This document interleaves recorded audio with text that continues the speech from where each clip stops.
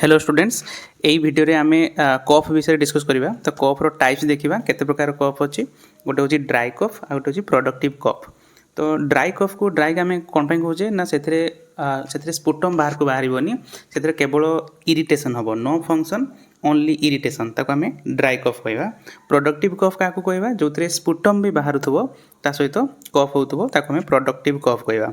तो dry cough को आमे ताको स्टॉप करने आम कौन दबा जो ड्रग दबा ताको आम कहबा आंटीटुसिव जदि आम कहे ताले these are drugs to treat dry cough. तो ड्रग रो एग्जांपल देखिबा कोडिन, फॉलकोडिन, डेक्स्ट्रोमेथोर्फान, नस्काफाइन, एगुड़ा कौन है ड्राई कफ को ट्रीट करने स्टॉप करने ड्रग्स। सेमती प्रोडक्टिव कफ से कौन होती आम कफ को कौन करा ताको आउ टिके तार थिकनेस को कमेवा, थिकनेस कमेले कौन हम कफ गुड़ाक इजिली बाहरी जीव।